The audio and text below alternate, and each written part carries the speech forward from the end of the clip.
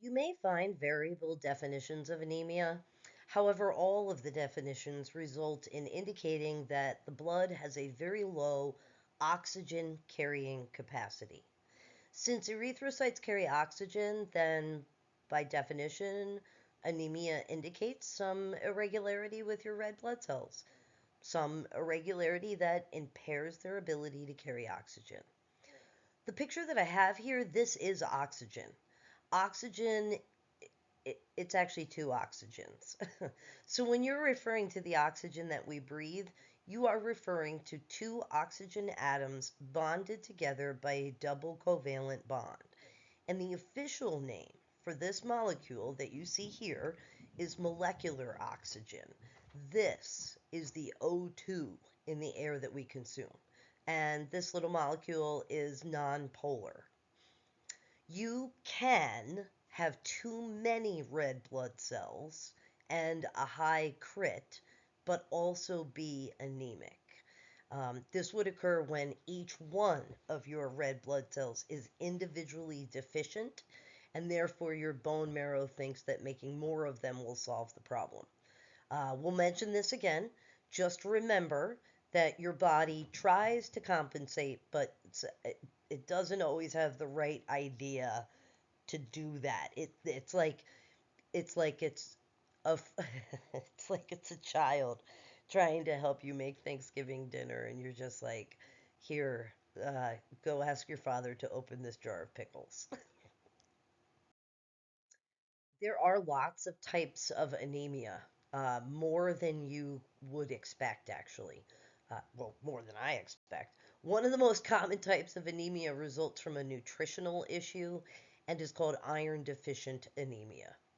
Iron is a requirement for making the hema pigment, which is part of the hemoglobin protein in red blood cells.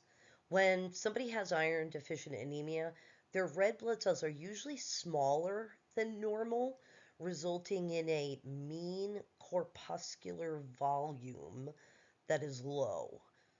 This also allows us to use the term microcytic to describe these red blood cells because they're smaller.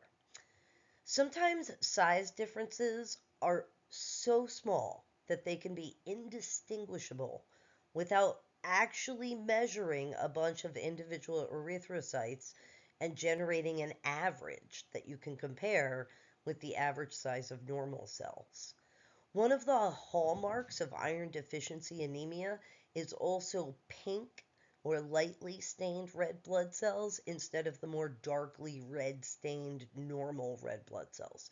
This pinkish color that hugs the edges of the red blood cell, this pink color results from a lack of hemoglobin.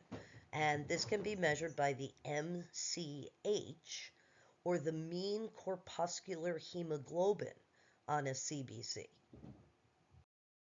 Sickle cell anemia is another type of anemia, but it is not nutritionally based, it's genetically based. This condition, it can be inherited and even passed on from people who don't exhibit symptoms of the disease. In sickle cell anemia, the amino acids that form the hemoglobin pigment, which is the oxygen binding pigment, those amino acids are incorrectly formed or incorrectly sequenced owing to one mistaken amino acid. And unfortunately, this one different amino acid in the gene for hemoglobin affects the folding of the entire shape of the protein. Erythrocytes are sickled in shape with sickle cell anemia, or crescent moon shaped. This crescent moon shape, it has a much lower surface area to volume ratio for dropping off and picking up oxygen. This sickle shape is very incompatible with the tiniest of capillaries, and it's always causing those sickle-celled red blood cells to become clogged in the tiny vessels. The sickled erythrocytes, they accumulate in organs with small capillaries, such as the kidney and the lungs. So not only does sickle cell anemia come with symptoms of low oxygen, it comes with many other painful symptoms that are associated with the inability of these sickled red blood cells to circulate through capillaries. Pernicious anemia was once thought to be a dietary deficiently caused anemia. Today, we know that pernicious anemia can sometimes be caused by an autoimmune disease. At its very basic definition, pernicious anemia is about the deficiency of the B12 vitamin, which is one of the things that you need to make red blood cells. So if B12 is deficient in your diet, erythrocytes will form incorrectly and they'll have a mean corpuscular volume that is higher than normal. And this allows us to call these cells macrocytic.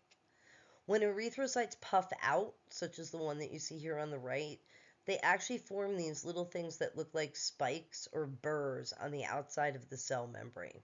And this is what gives them the name burr cells.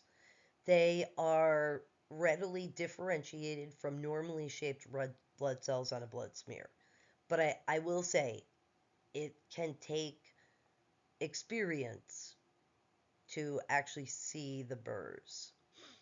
Although a B12 deficiency could certainly be dietarily caused, right? I mean, you may not be getting your B12, but there is a substance in your stomach that's called intrinsic factor, and it's required for you to absorb B12 in your small intestine. So, for people who don't make intrinsic factor, they could be eating pounds, bricks of B12, but it would just pass through their small intestine without ever being absorbed into their blood. Autoimmune diseases, man. They can attack cells in the stomach and create this. I'm sorry. Autoimmune diseases can produce antibodies that attack the cells in the stomach that create intrinsic factor. People who are incapable of making intrinsic factor, you can simply receive intramuscular injections of B12. By getting an injection of B12 right into your blood, it surpasses any problems that you might have in the stomach that might cause barriers to absorption. In hemolytic anemia, which in and of itself is an autoimmune disorder, but in hemolytic anemia, erythrocytes are being broken down prematurely.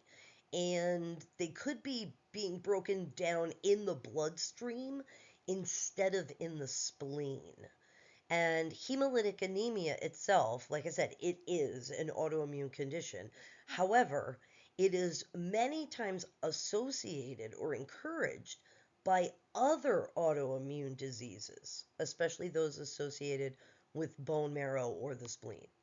So, as these erythrocytes start to decompose in the bloodstream, we end up with a variety of little fragments of erythrocytes with strange names such as schistocyte, acanthocyte, and my personal favorite, helmet cells.